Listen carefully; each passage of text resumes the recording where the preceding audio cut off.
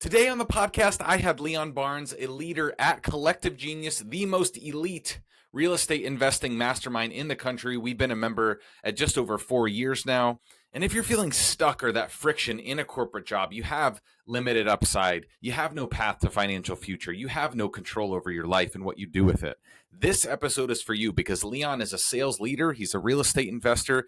He's a father, husband. He transitioned from a corporate job as an executive sales leader into real estate investing, into something he was much more passionate about, where he actually had control over his financial future. Out of all the people I've interviewed so far on the podcast, Leon has the highest EQ, emotional intelligence. So don't let the humbleness fool you. He is a lethal salesperson and an even better human. Without further ado, Mr. Leon Barnes.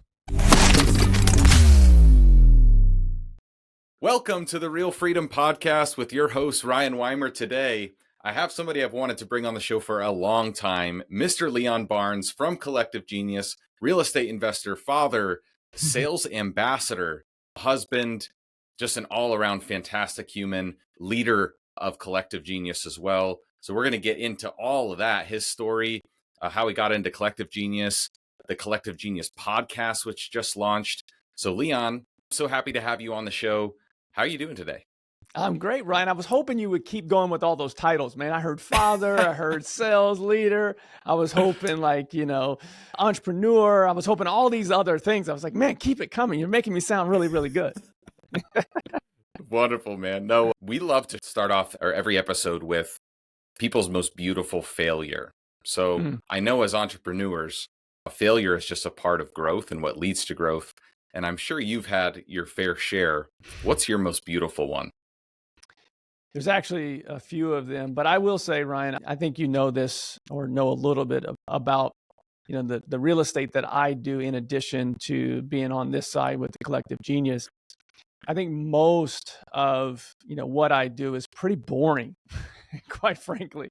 What I've learned in this business is those that are pretty methodical, that execute at a high level, are typically, their stories are pretty boring when it comes to their real estate journey. I don't take a lot of big swings for home runs. I'm typically the guy swinging for singles and doubles, and every once in a while I'll hit a triple, right? And I'll take singles all day, which is pretty boring.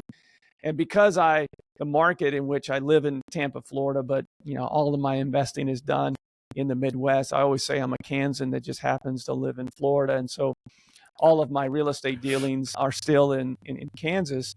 And thankfully, I live in a market where the mistakes typically are made up in time, right? So I can show you a whole bunch of mistakes in my rental portfolio that were mistakes that turned into long-term holds because of mistakes. You'll hear this from a lot of flippers in the Midwest is, most of my mistakes, I hold them until they're no longer mistakes.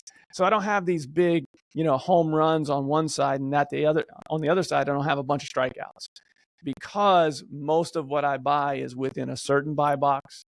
It's a rentable property. If I miss on, an ARV or the market shifts, I don't have those massive failures. And I don't take a lot of swings, for, commercial assets and anything that's outside of my normal box. So I would say I know that's not a great answer, not a sexy answer, but one that's always worked for me, that I stay under a certain ARV. So if I do make a mistake, I can hold on to it. I can show you about 10 of them in my rental portfolio that are mistakes that are just about to get to that point of, after 7 to 10 years of getting underneath being a mistake. So you and I both know, Leon, that is the way, the boring path to growing true wealth, right? So why is it so hard for entrepreneurs to not stay in that zone? Why do we go do outlandish things and take on big risks that we just get ourselves into bad situations? Because boring can be depressing over time, Ryan. I mean that, I fight that myself all the time because, in my boring world, I so want to invest in mixed use commercial with, commercial downstairs, residential upstairs. I mean, that's kind of my dream. Like, all right, what's next for me? And I think it's just because of that spirit of going, all right, I think I'm pretty good at this thing. And now I've accomplished this. And I see other people. That's the big thing right there, right? You know, other people that are having success, and maybe they're, instead of singles and doubles, they're hitting home runs. And you're like, hold on, that guy's not a better home run hitter than me. That guy's not a better hitter than I am. So why is that investor, he or she, doing those things and I'm not? And I think that's why the shiny object syndrome is, once you get into this, maybe you're a W-2 person that's doing this on the side, and you go full time and you're like, I got this figured out. Now let me take on the big next thing. And it's just, boring is not sexy. And it can lead to boredom, frankly, as an entrepreneur. And so I think that people just want what's next. I mean, you came from the corporate world. I came from the corporate world. And I know that I had an itch every 2 or 3 years on that side. Like, if I wasn't promoting up or doing something else, then, frankly, for me, I needed to do something else. I needed to move on. So I think it's the same thing in the entrepreneurial world. Leon, before we get into your story, I know that you've interviewed most people that apply to be in Collective Genius, the mastermind, and every single member in the community. So I'm curious how often you get this persona about, like, I want the overnight millionaire formula, right? I'm a wholesaler. I'm a big flipper. I either don't believe in rentals or I'm taking a super aggressive approach. How does somebody like that avatar get more boring? Usually, I've been in this role for 7 years. I've been associated with the Collective Genius for 10 now. Over that time frame, man, I started doing the math on how many investors across the country I've talked to in a 7-year time frame, and I know it's in the thousands at this point. I mean, we have over 500 members across the U.S. now. So I've talked to a lot of real estate investors at different levels. In the first 5 years, we only really had one level, and you had to qualify. So that person that was just getting started, I didn't talk to a lot until the last 3 years, maybe now 4 years, where we have some minimum qualifications that are a little bit less than what they used to be. Still a full-time real estate investor, or that person that was just about to make that jump. So usually I'm talking to someone that has either figured out wholesaling, hoteling, or fix and flip. A very small percentage are those people that have big rental portfolios and don't really understand active income.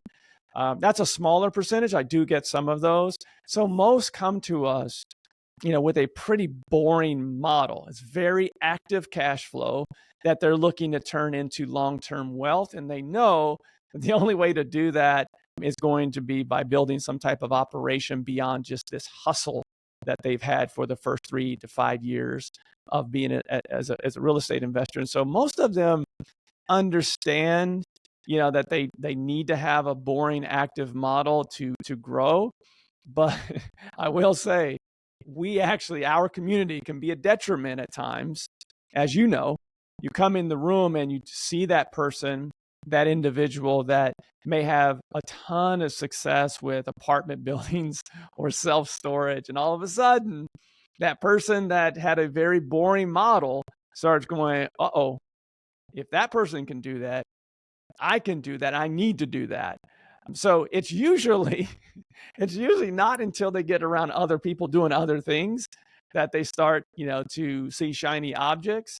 Not to say they haven't, but, when you're growing early on, especially, students that you've worked with or people that that have had high paying W-2s that have made that, that jump, generally they know they can't make that jump without, some type of active income in order to replace the income that they're leaving as a high earning W-2. So I guess the long way to answer that is most come to us before shiny object syndrome and then get a little bit of, even though we tell them laser focus, I'll say it right out of the gates. We'll say it 20 times. And we'll still have people going, man, I should have listened to you, but I needed to learn that lesson. Thankfully, I was able to sell that apartment or get out of this deal on this land I was going to develop. And, it's generally after. Yeah. Though I definitely have some scars there to prove that. But it's true, right? It's like when your parents, when you're growing up, tell you not to touch the oven because it's hot. What do? Yeah. You got to touch it. You know what I mean? You just have to. Yeah.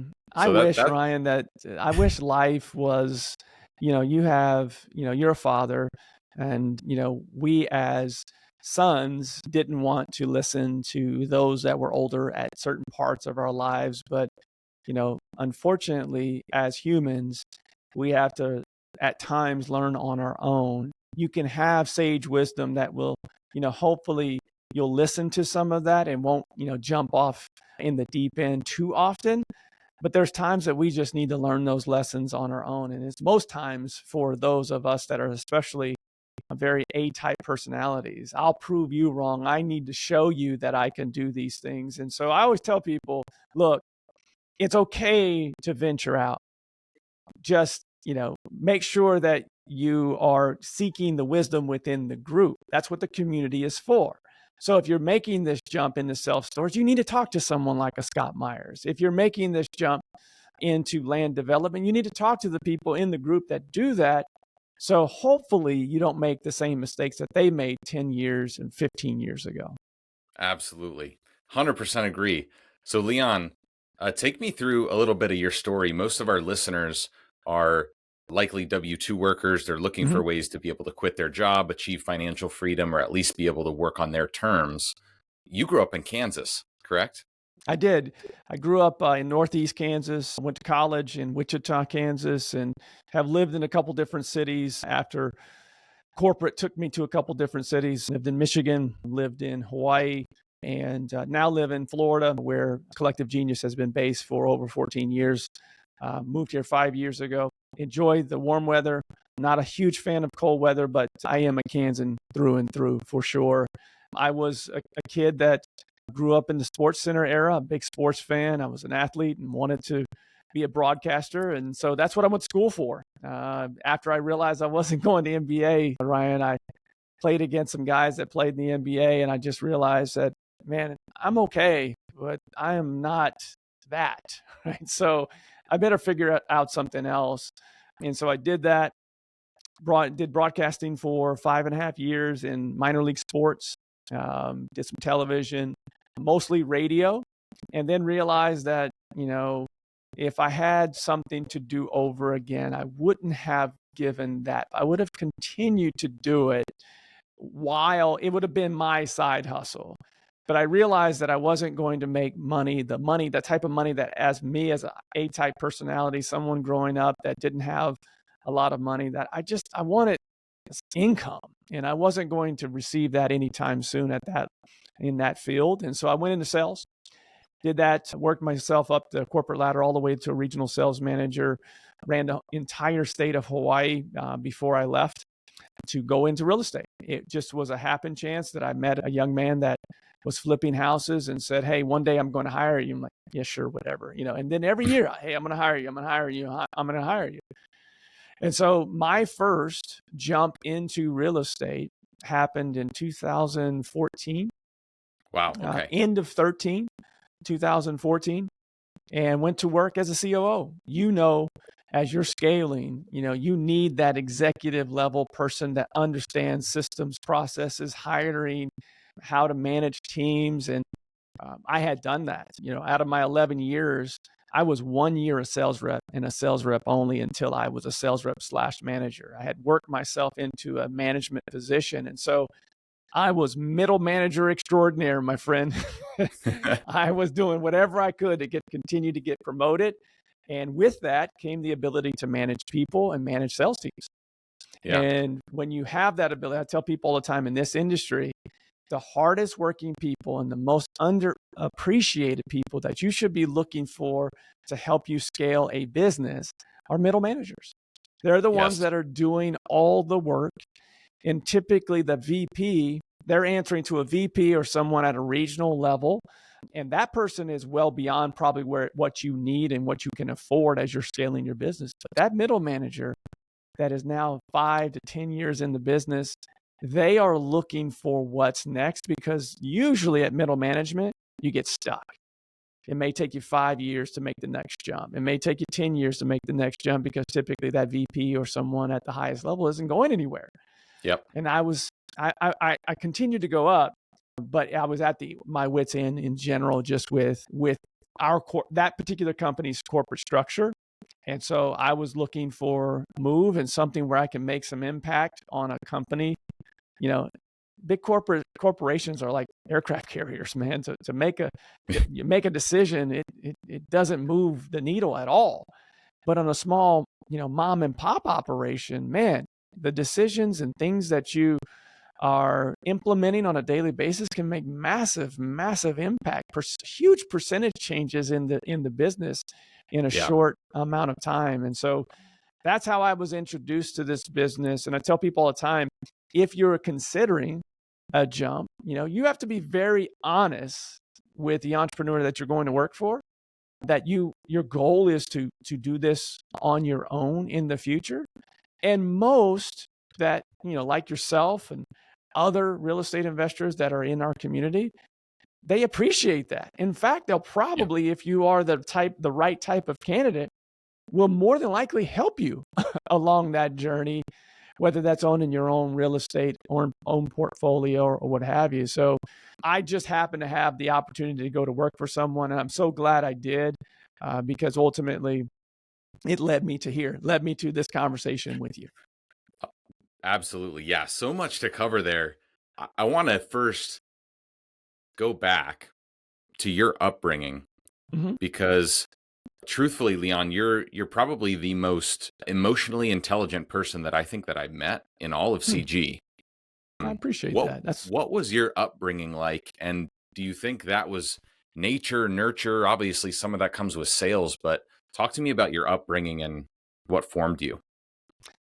Yeah, probably a little different than most that you come in contact with at CG. I was raised by a single mother. My mother had 4 boys. My oldest brother is 9 years older, so my mom had him when she was 17 years old. And so by the time I was in the 3rd grade, my oldest brother was almost like, an uncle, or, like he was the man of the house, But at 17, he left for the military. And so I, at, 3rd grade level, 4th grade or whatever, then became, the oldest son in the family. And so it caused me, so I may have emotional intelligence because of that, but emotional connection I struggle with. So sometimes, you have these superpowers and your kryptonite is the same thing. Your greatest weakness is also your greatest strength at times.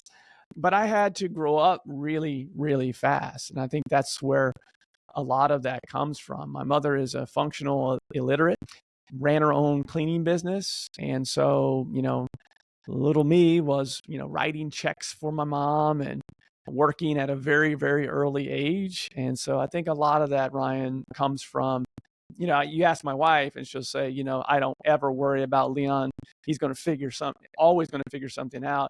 But that connection emotionally is something that he's always working on, because he just didn't have that as a kid growing up, because it was survive, Yeah. So it's a good pickup on your part, and I would attribute it to that.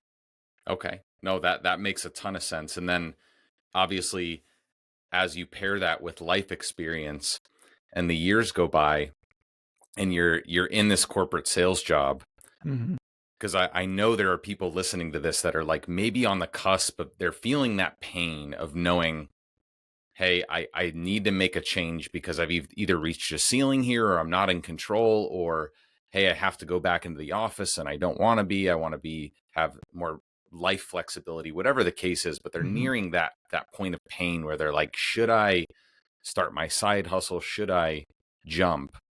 What was it for you that was like, this is the breaking point? I need to go work for that real estate company now. I think for me, I had skills that I knew at that point, after 11 years in corporate, that even if that didn't work out, that, I came from, a very meager upbringing. So it wasn't like I was giving up everything, because I was like, I'll figure something else out. And I don't say that, flip it, because we had just had our first son. my oldest son now is 13 years old. And this was, at the time that he was just born. And we were like, we're going to do, it's funny, when people make the jump, if you listen to, a lot of entrepreneurs that have sold businesses, that have grown massive brands, typically they make the jump when they're starting a family. I don't know what it is about that. I think it's Totally. I think it's a lot of just, people saying, you know what, this has got me to here, but in order for me to continue to grow and grow my family, it's going to be tough for me to stay in this spot where I'm at. And so that's kind of where I was at. I was like, I have very marketable skills. I've managed sales teams. I've sold. I was a sales trainer. It's like, man, I'll figure out something. And I credit my wife. She always says that, she believes in me. Like whatever you need to do, you just do, because I know that you're someone that's always going to figure it out, because your whole life you've had to figure out things on your own from a very early age. Didn't have, a father in your life or support. You really were doing a lot of this on your own. So I think it was just me believing in myself and believing in my ability. I think I would have still had that before corporate. In fact, I did, because I left, a job that a lot of people want. I was a director of public relations for an arena football team, which we had applications every single day for that particular position. And so I gave that up to go into work into sales. And people are like, what? You're just leaving these, you did 3 different broadcasting jobs and PR jobs, and you're leaving those to go sell, advertising? Yeah, I am. And it's just a belief that I'll figure out, because one thing that I will say that I may not have had a lot of direct, parenting on a daily basis, and structure. But what I did have is a role model that showed me that, my mom would wake up at 6, leave at the house at 6 a.m, and sometimes she wouldn't get back to 7 p.m. So I always figured that, all right, get a good education and work hard. Everything else will fall into place.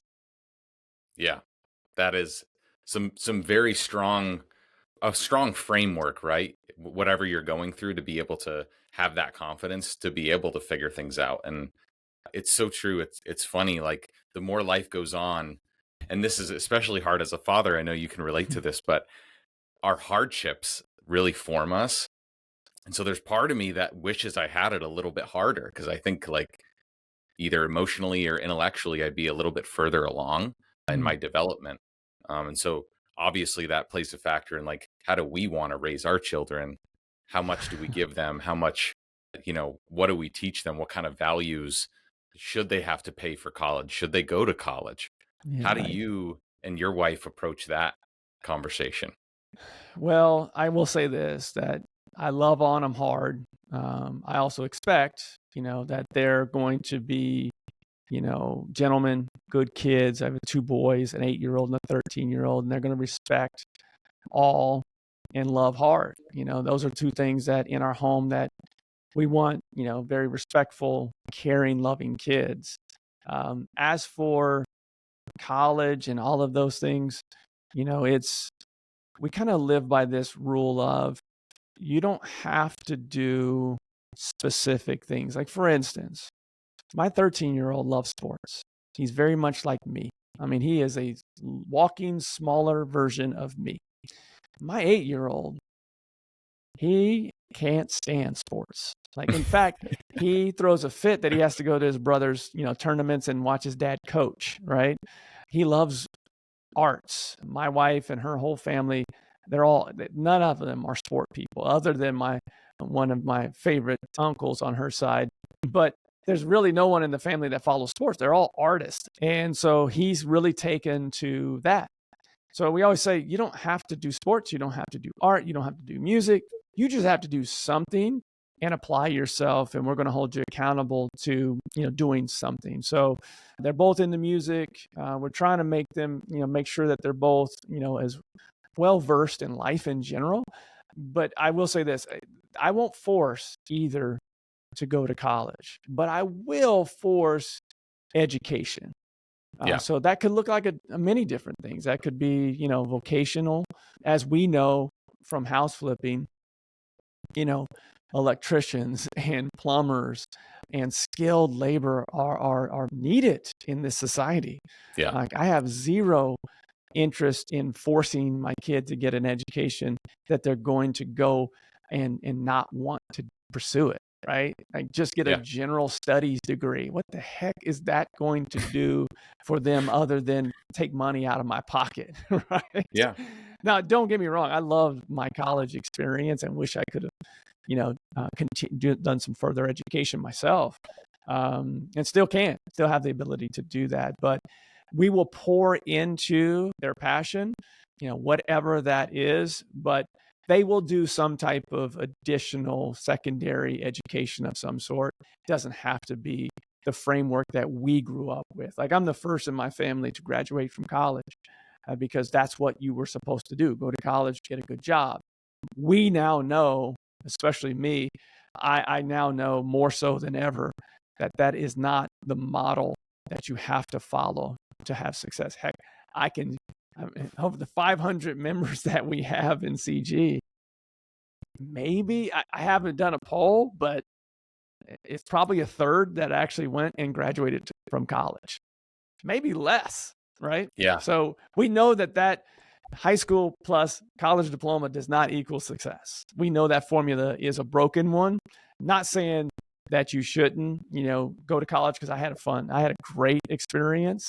Education in general just leads to so many different great relationships and travel that you should do it, but it doesn't have to be a traditional model.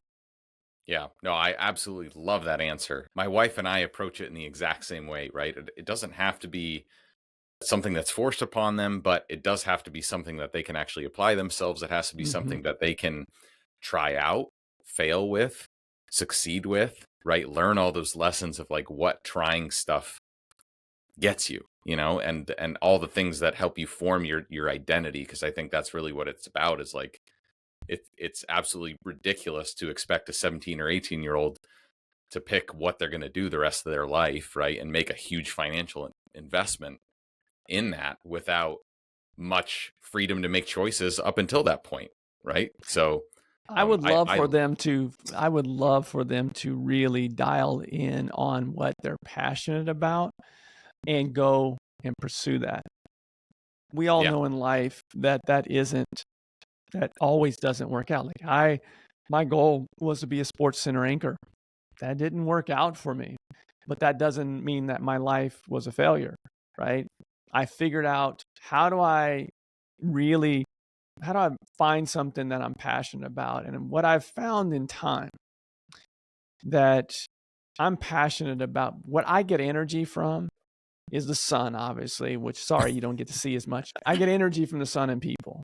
And when I'm happiest, I use the analogy of basketball all the time. I love scoring, but I'm happiest. I have the biggest smile on my face when I make a great assist. And that's just me as a human being inside. I get the most happiness when I'm helping others reach their goals. I don't know where that comes from. There's some emotion that comes with that when I can make a connection between two human beings and they have success and build a great relationship, there's something about that in me that that's what I need to be doing on a daily basis. And I found what I was supposed to be doing all along in the Collective Genius. But I'll just say the same thing to my kids. It's like, well, let's find out what makes you happiest. And it doesn't have to be a field. It can be many fields, but what is it that you're most passionate about? And then let's pursue that. I think you can get that at 17 and 18 without it being, do you want to be a lawyer or a doctor? It doesn't have to be specific to industry, I don't think. So do you feel like when you made the jump from sales to be COO of the real estate company, were you truly a COO, or was it kind of like, I have the COO title, but I'm really doing everything? Like, what did the org look like? Did you actually get fulfillment in your ability to help others at first, or was it kind of rocky for a couple of years? I was doing everything because, as you know, there's levels to operations, right? There's a COO is a title that we use loosely in real estate investing, but it is a second in command position. It's an integrator position. It's a team leader. It's probably more of a team leader position than it is anything else. So I had an executive title, but and I was, I was doing some executive things, but not coming from real estate. It took me a good 90 days to 120 days to understand ARV and all these different languages and why we're not pursuing the things that we were talking about earlier. Why are we not pursuing this deal over here? We could buy all of these properties, right? That first 90 to 120 days, we need to help that person. We need to help this. That was hard because you see the opportunities and you're going, we need to take everything. So out of the gates, figuring that out, raising capital, it was a whirlwind. I know the first 90, and mind you, I was leaving Hawaii and going back to Kansas into winter. That's a huge change. That's a massive difference, right? I had spent 3 years in Hawaii, and I'm from Kansas, so I know what the weather is. But when you haven't been in it, and my son had never seen snow before, and we came back to a snowstorm. So it was a big shock all around because I had been in these plush, cush, corporate positions, and I go back and, the office was different. The team was different. I wasn't dealing with 6-figure salespeople anymore. So it was a culture shock all around. I had to move in with my in-laws for a couple of months until we found our own place. So it was a lot. That said, I really focused, and this is good advice for those that are considering this. I focused on what I knew. And what I knew was relationship building. What I knew was management. What I knew was sales. And I said, look, I am going to be a bad investment for the first 90 days, at least from the standpoint of what you are really wanting me to accomplish, which is help me raise capital for my flips and some of the things that you want immediately as a business owner. The best thing I can do right now for this organization is set it up so we have structure and evaluate what we have. Take that talent, the talent that we do have, boil it down so we can have the best people in the best positions, evaluate everything. And in the next 90 days, we will have the team that we can build on. And what we ended up doing is I think we got down to 4 employees total, including the owner. And then we built from that foundation. And I was like, wow, this is what ultimately will help us get to the next level. And I know that the owner was super disappointed in, hey, I thought this guy was going to come in and immediately raise funds and help me grow the business. And it just doesn't. So if you're somebody that's listening to this and you're looking at hiring that second in command and you expect them out of the gates to pay for themselves, you probably are not ready to hire that role. So was he supportive of going down to 4 people? Did you have to kind of convince him, hey, we need to, I don't know what it was before. What was it before 4 people? It just depended because we had staff there was rentals involved. And so we had a property management division. And so some of those employees were, contractors that we had in-house. And so as you can imagine, there was just a hodgepodge of, when you're scaling, sometimes the people that you hire to get you here are not the people that take you, most times are not the people that are going to get you to the next level. And so over time, every week we were evaluating, all right, who's capable of helping us grow, who should go, who should stay.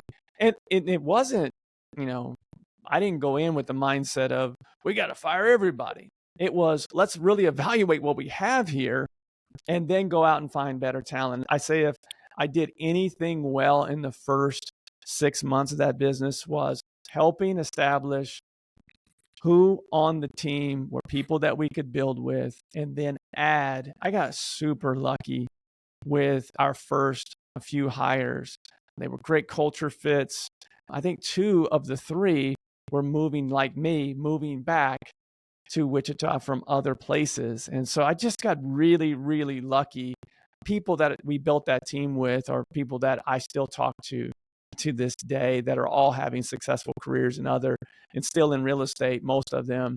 But that was, all the other stuff that was important wasn't as important as that, because I know that we doubled the business within the first year. And then over time, I think we went from roughly doing 50 flips to, I think that by the time I left, we were roughly just short of 80. I think we were right at 80 flips a year. That's a big, massive difference in volume for a city that's 500,000 in the metro. At Offer Now Idaho, we're looking to hire A players to run our organization and help us grow our business. But in what other field can you be talking to people on a regular basis that need help? From losing everything, but that is finally in enough pain where they're ready to change their life. We're out there meeting with these people that need our help. Nobody else is there. Some of the things that I'm honestly most proud of are the conversations where we had a tangible impact and didn't get the deal. I know that that doesn't add to the bottom line, but it does help in reciprocity and putting goodwill out in the world. I was also an engineer, and I was so many levels removed from having a direct impact on an individual that if you've never had that experience and you're saying, well, I want to be able to look at my family members and said, here's the impact I've had, this is a position will allow you to do that. No matter what seat you're in, you can have a direct impact, and it is such a cool feeling that I didn't appreciate until it happened. Right now, we have a $3,000 referral program. If you know somebody that's looking for a new role, we will pay you $3,000 once that person is hired by us and they hit their 90-day mark. So if you know of anybody that's looking for a new job or looking to change their life, shoot me a DM at RealRyanWeimer on Instagram. Let's get it. Yeah.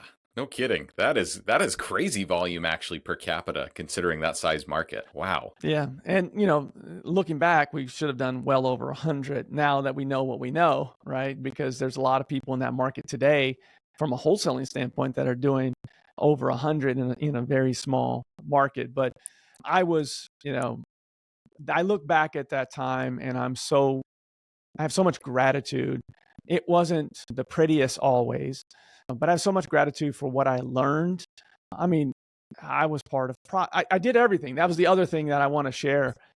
Yeah. I did everything. I made sure that I plugged in on everything. Capital raising. I went to a weekly business networking every single Thursday to talk about our business and meet new people and contractors and potential private money lenders. I backfilled dirt when needed because the basement was flooding. I mean, whatever I needed to do, manage projects. I just wanted to know everything about the business, especially if you're in another industry and you're thinking about going into, you just have to know everything, especially when you're leading a team, because I don't believe in managing of people that I don't understand what their role is. Yeah, well, it's no question of why you're such a powerful leader then, because when you understand what people are doing on the front lines, you can also understand the right questions to ask, right? And you can understand how to best support them and how they each have individual flavors and individual strengths and weaknesses and cater to those. Without that experience, I think that's actually abnormal. What's normal is usually from people that come from, cushy corporate jobs to come into this big title type of role and almost sit in an ivory tower and give orders, right? So how did this experience shape you into being a collective genius leader? And when did that all happen? Well, I think what happened, Ryan, is so I had spent, in middle management, 9 of those 11 years, 9.5 years in middle management, and managing salespeople is like dog years, man. Yeah. Yeah.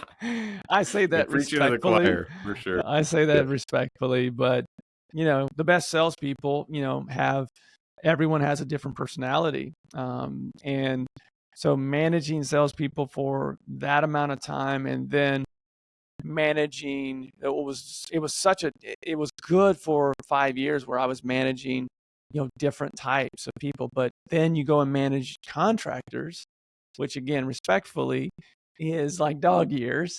And so I went from managing salespeople to contractors and, TCs and lead managers. And it just was, I had gotten to a point where I was burnt out. I remember when I first got into management, I remember all of the sales reps that had been with us for a while. I remember them saying, why would you want to do that? You make less and no one appreciates you, no matter how much you care. It's just a thankless job. Why would you make that move? And I thought, oh man, this is my opportunity to prove my worth and go up corporate America and help people. I had all the right intentions. After doing that for a while, Ryan, I was just kind of burnt out of management. And I had, at that point, I had gotten to know what more about me. I'm 48 now. That was probably, I was right around 40 at the time, I think. And I just figured out that, managing other people is starting to drain me instead of give me energy. And what gave me the most energy was the connection piece. The 5 straight years of doing a networking event every single week, I realized that I look forward most to that.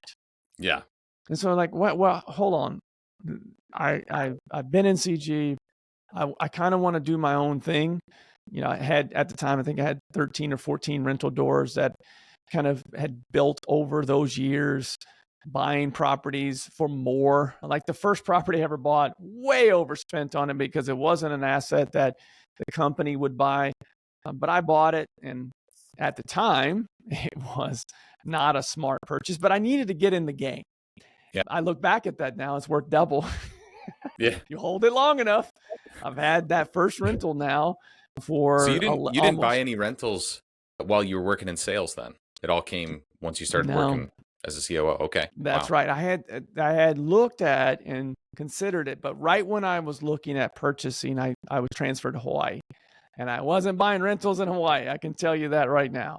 But I did start looking, and right before I was going to buy, that's when we made the decision to move 5 time zones away. So I didn't start buying until my first year of getting into this. And I just went to the owner and said, hey, I would love to buy some properties, maybe from the company, but also, anything that doesn't make sense for us that I could potentially, buy as a rental. And so I think I bought 3 that first year. And I needed that myself. Like I needed to understand the process and, what happens when you overpay. And so I've owned that first property 11 years now that I overpaid on. And I think I paid, for those that are on the coast, earmuffs, because I paid like 80 grand. And I was like, oh my gosh, I overpaid on this house 80 grand. And at the time it was overpaying for it, where the neighborhood and all those things. And now I look at the appraisal value, not what it would actually sell for. The appraisal value is like 150. Wow. It's like, Okay. that's just the appraisal value.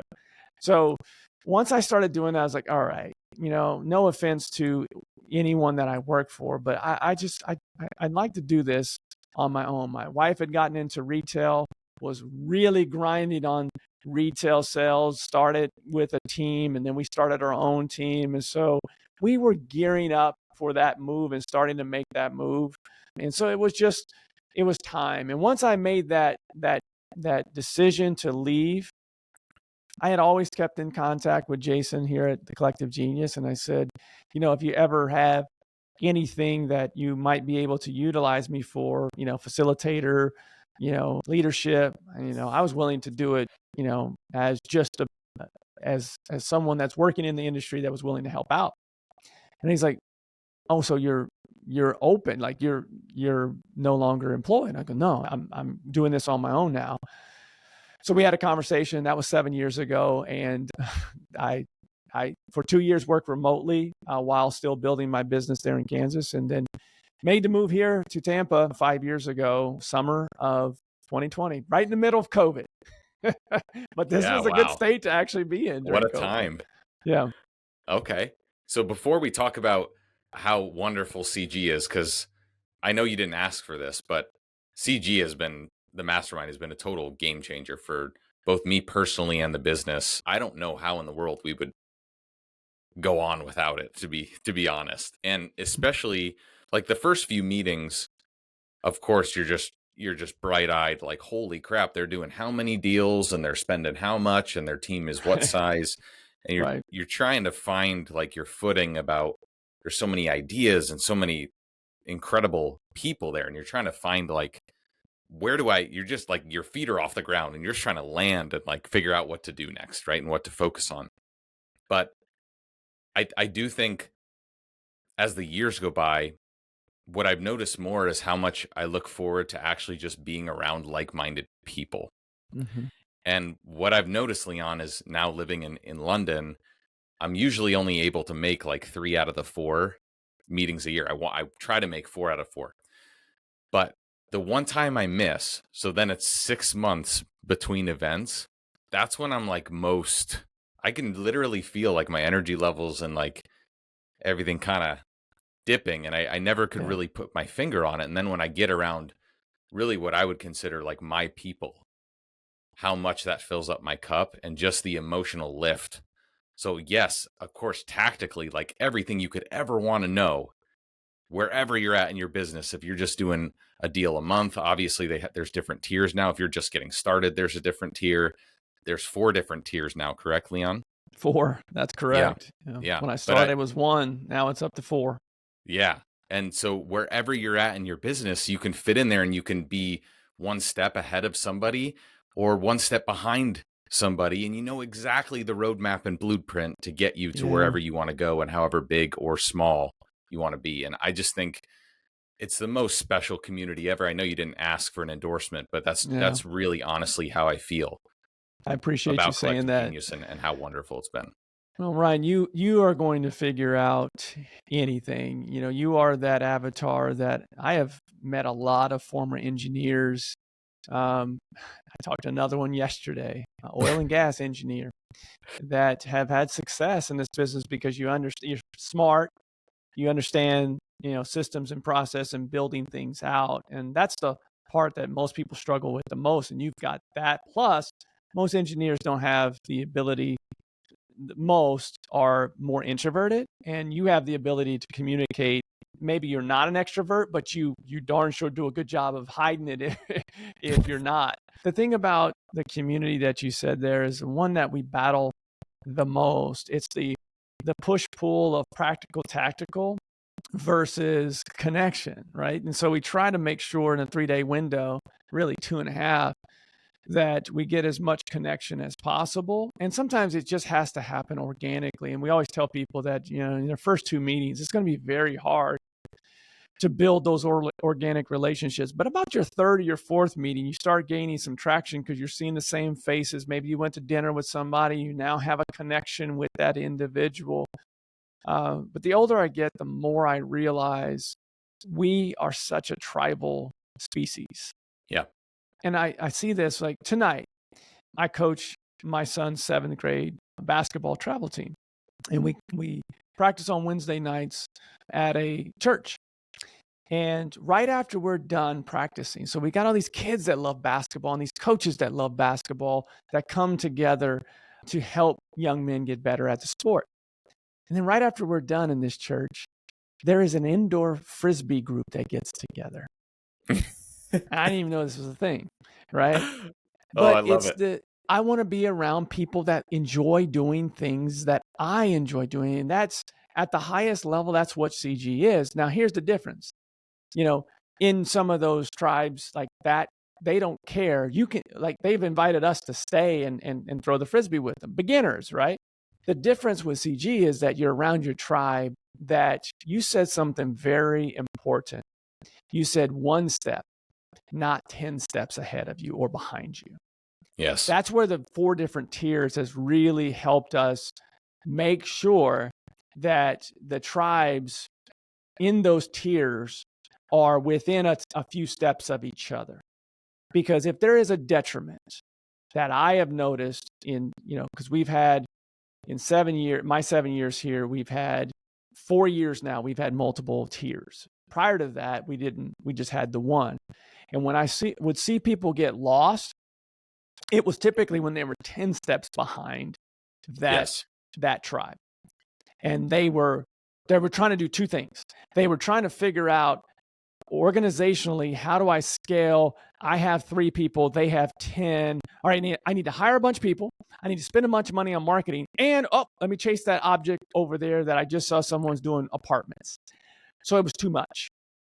The tiers has allowed for people, and people will say, I want to be the dumbest person in the room. Okay, that's great, and you'll get great ideas, but the actual integration and implementation is the better word of those ideas is best when you're in a frame of 1 to 3 steps behind someone.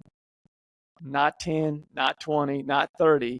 You'll get great ideas, but you'll do the best at scaling when you're in a tier group that is your tribe, your people that are close enough to you that you're not, the gap between where they are and where you are is not so far that you can't just make one step to get there and have that blueprint.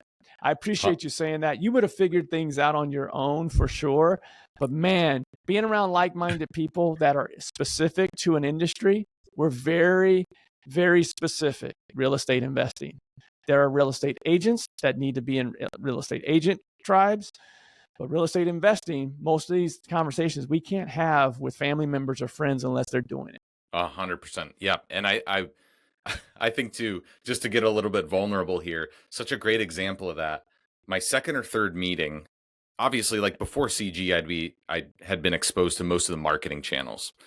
But when you're a new entrepreneur, marketing channels are a sexy, exciting thing to try, right? And a lot of times, quite frankly, they get overused as like the solution. Let's start direct mail. Let's start TV. Let's start pay-per-click. Let's start a new campaign. And all of a sudden that's going to be the thing that gets me to, whatever my goal is.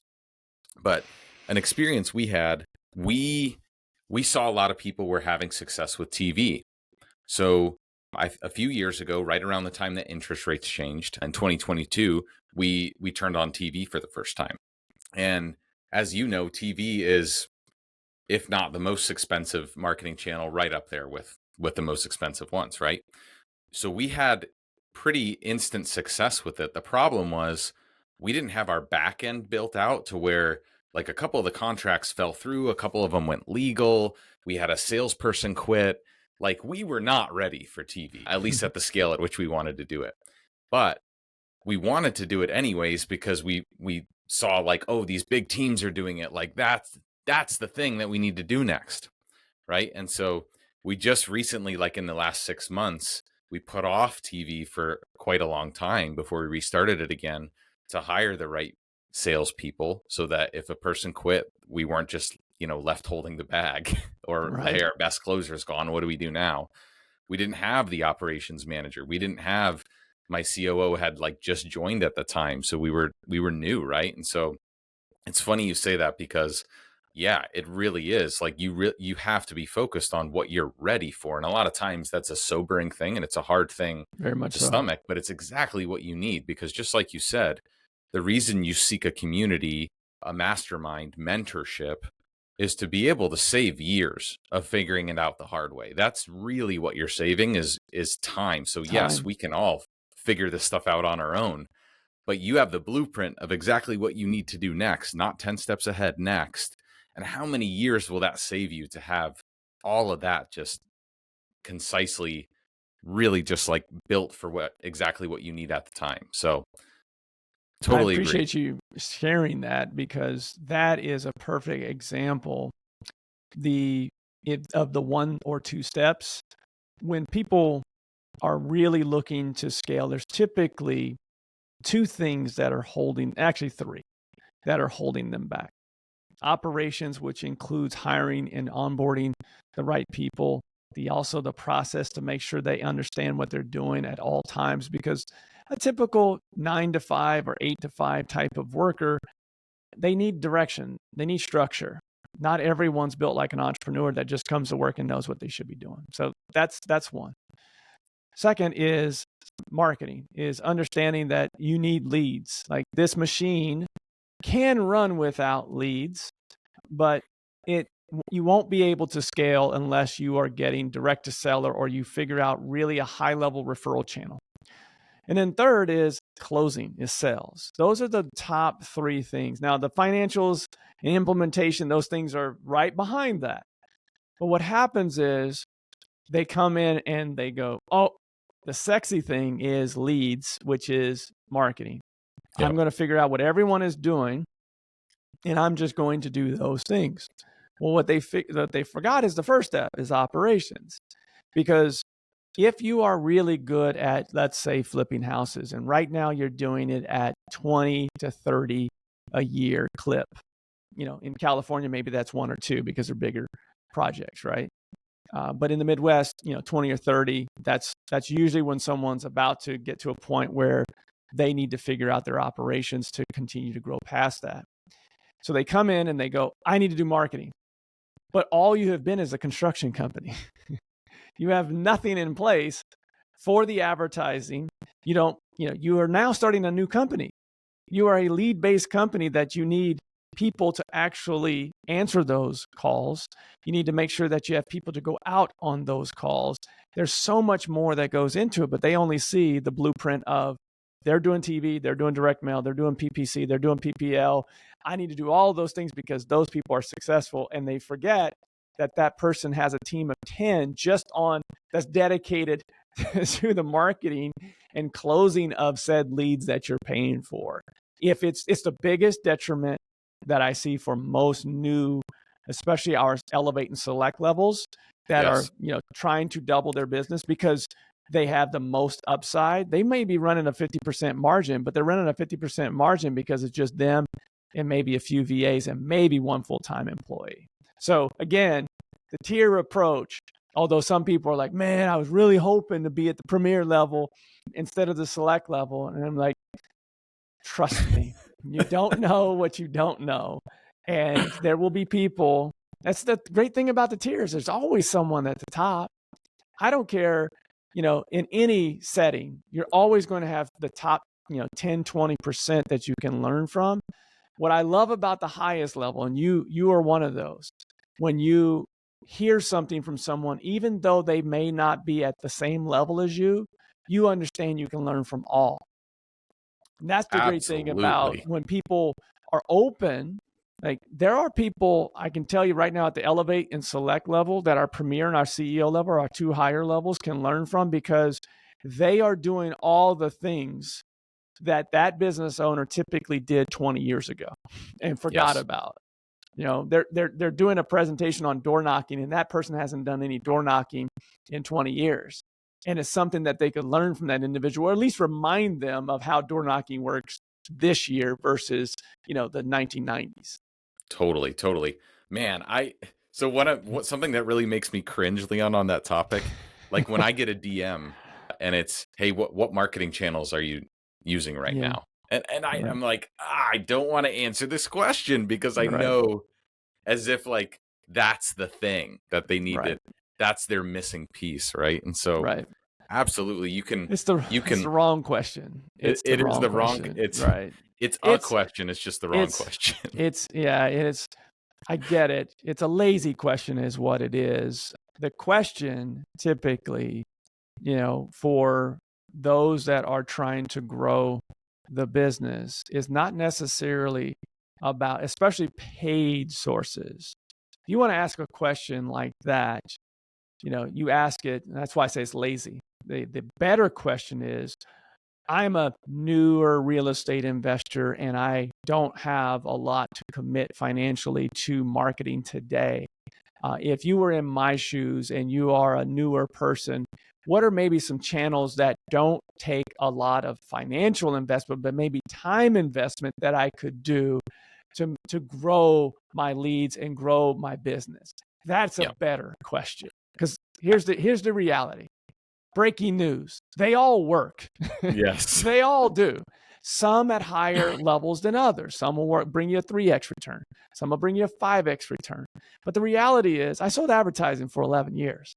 The reality is, they all work, but if you don't have a director of first impressions, a lead manager that handles the objections on the call, that sets the appointments, that then have an acquisitions person handle that appointment and close the deal, it's all for naught. You're just literally setting money on fire. So speaking of setting money on fire, CG has a new podcast which teaches you not how to set money on fire and how to build. I was just going to say, hopefully you're not doing that currently. Well, when I found out Leon was the host, no, I'm just kidding. Yeah. So I have a confession to make. I have listened to every podcast episode that you've released twice already, front to back. It is that good. It is. You're such a natural at it.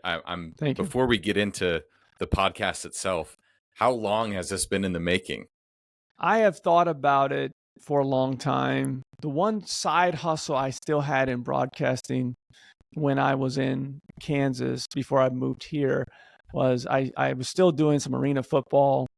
I hosted a morning talk show, morning sports talk show. And so shout out to the Kansas Association of Broadcasters. I was one of their scholarship winners in college. And I've always felt guilty that I wasn't doing some form of broadcasting. And obviously it's not television, it's not radio. But since I've been on this side, it's like, we have such an interesting membership base that I enjoy. Again, I get energy from people.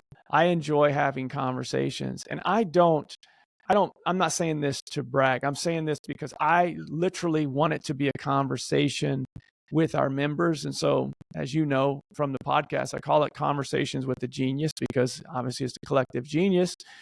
And I have a foundation that I work off of, but it really comes down to asking the same questions that I asked athletes when I was writing a story on them.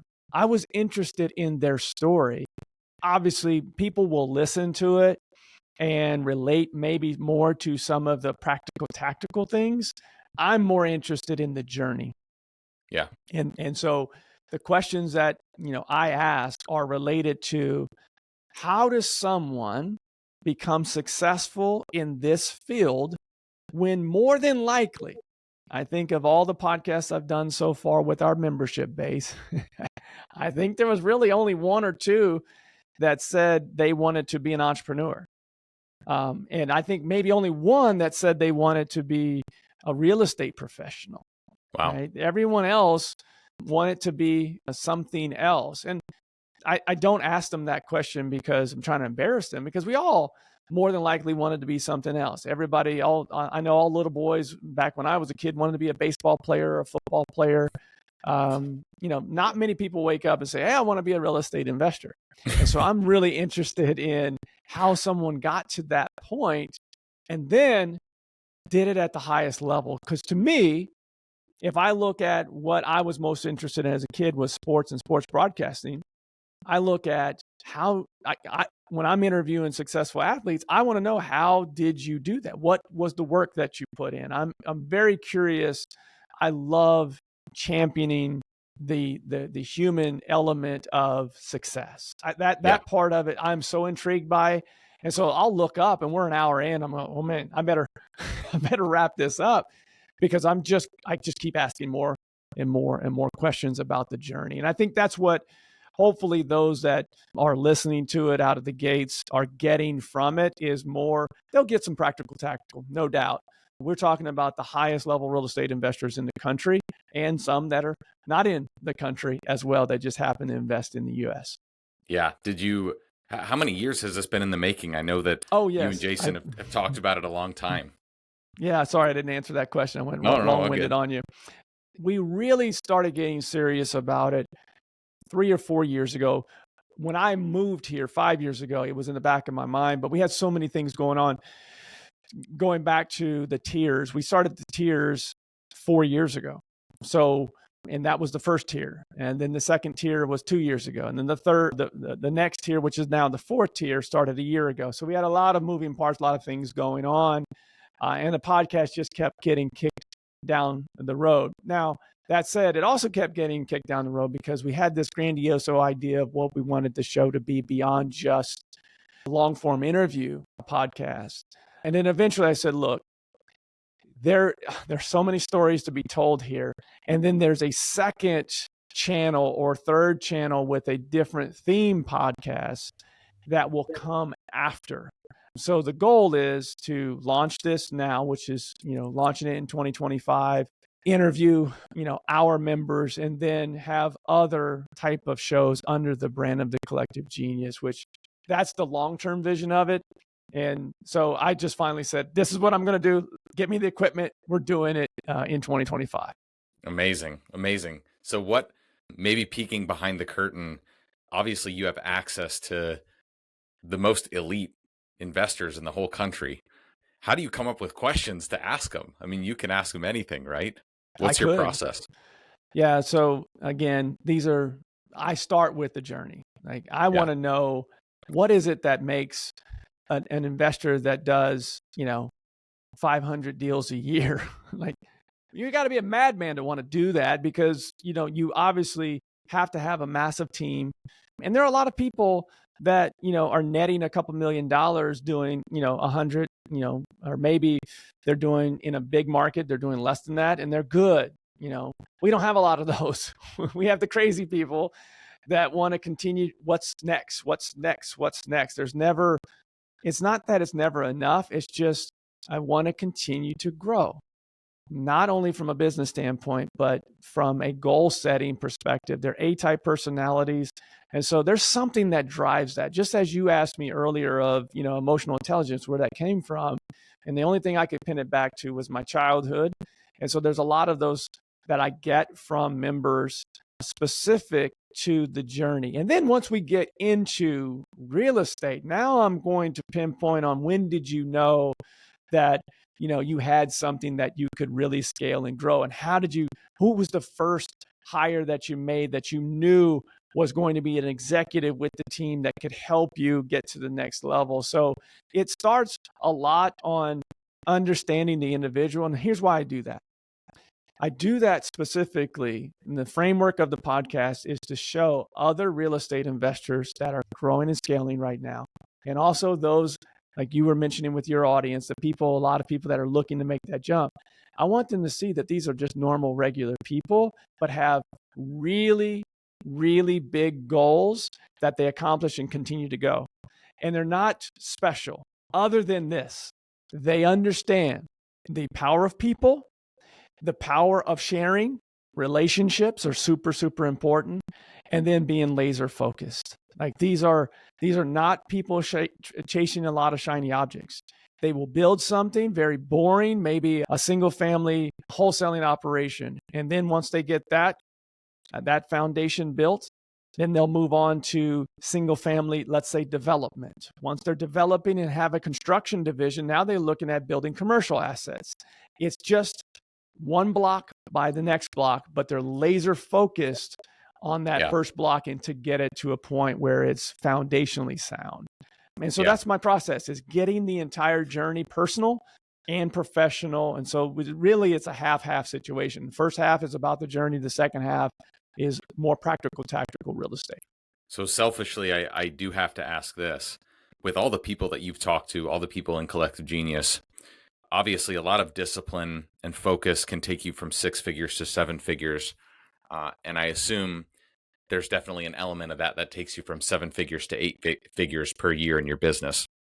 What would you say, besides focus, is the top quality of those companies and businesses that get from 7 figures annually to 8 figures top line revenue? I think it's up here. It's the book 10x is easier than 3x. The same effort that most people put in.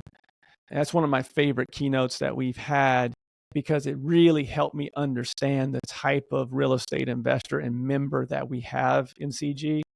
Like they're really laser focused and understand what it takes to build a successful business in time. But their thought process is, why think small when I can think big? Generally, the person that's not a great fit within our community is someone that is more small-minded, not just from a standpoint of thinking bigger, but also like hoarding things. Like I can't share my secrets with anybody. I can't tell anybody anything. That person doesn't fit in our community because that individual doesn't understand the power of helping others, and they're okay with where they are. Everyone that comes into this group now, in time, maybe they've been here for 5 years and they go, well, I thought I wanted a $10 million business, but what I found in this community is that I don't want to do that. But they want to be the most efficient $5 million business that they possibly can be. And that's what I tell people all the time. As long as you're willing to open up and think at a high level and be around other people that you can learn from and give back to those that need help from you as well, this is a great tribe, great community for you. But I think if I had to really boil it down, Ryan, it's that. It's the thought process of, I hear people say, it's just money. It's just this, it's just that. They don't really, if they lose a couple $1 million because the market shifted, which we saw in 22, they go, hey, I've been a good steward of the business for the last 5 or 6 years. Losses come, and losses go. What doesn't change is our mentality of marching forward, staying laser focused on the goals at hand.